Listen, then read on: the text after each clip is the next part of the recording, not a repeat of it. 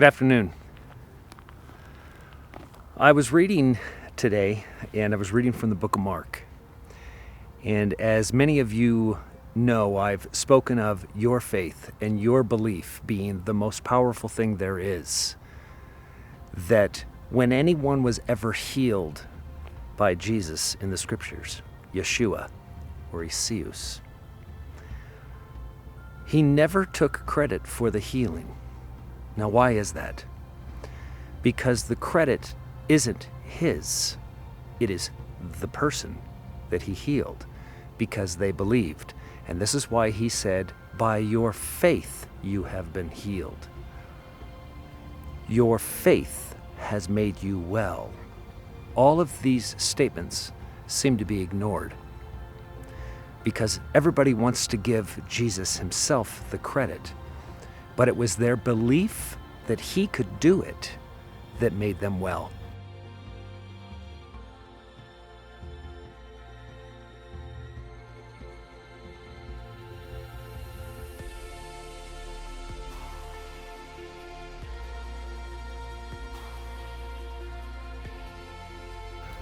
So your belief is incredibly powerful. Now I want to point this out because, and this is in Mark 9.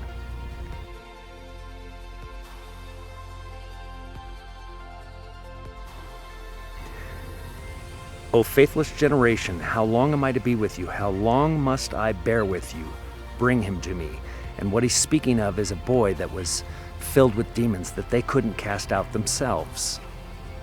And this is why he called them a faithless generation. And they brought the boy to him, and when the spirit saw him, immediately it convulsed the boy, and he fell to the ground and rolled about, foaming at the mouth. And Jesus asked his father, how long has this been happening to him? And he said, from childhood, and it often casts him into fire and into water to destroy him. But if you can, he says, listen to that, but if you can do anything, have compassion on us and help us. And Jesus said to him, if you can.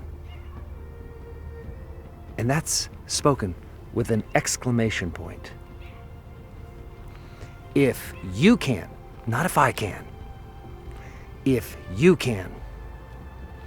All things are possible for one who believes. Now listen to that.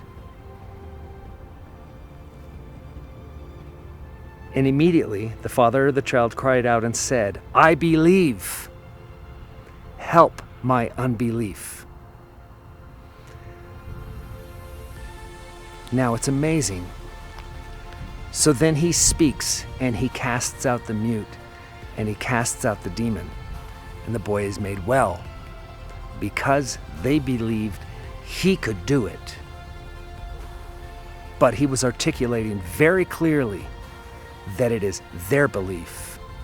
These things that he spoke ad nauseum are completely ignored by most of those in the church. They completely ignore the words of Christ. They ignore it to adhere to their doctrines. As he said, you adhere to the doctrines of man as commandments. That even the commandments themselves that they spoke of were misinterpreted for their own sake, for their own fleshy world advantage. Now, these are the types of things that I ask you, that when you read the Word, when you read Christ's words, and everything in this Word, everything is an internal spiritual realm scripture. Everything is speaking of the eternal, not this 3D world. Everything. Yet man will continually try to bring this into a flesh world, as we were speaking of with the altar, the building of the third temple in Jerusalem, and reinstating sacrifices, because they didn't understand that the sacrifice is you. The sacrifice is your life. Bring your sacrifices.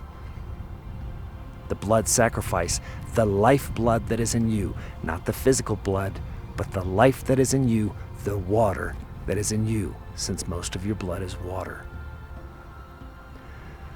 These are incredibly important things, and how you read this word is going to help you find the peace that I speak of. The peace that I have, I want you to have. I'm going to be covering a lot of these words of Christ with Malia very soon. But until then, I have done a podcast on another channel, 2 of them, a 2-part series.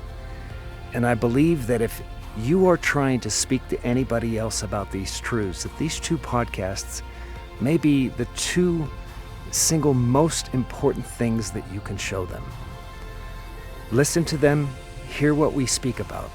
The questions he asked are terrific, and I can't answer anything but a great question in order to give good answers. So I truly appreciate his work with these podcasts. I will contain the links for those podcasts in the description box below. I love you all very much, and I'll see you soon.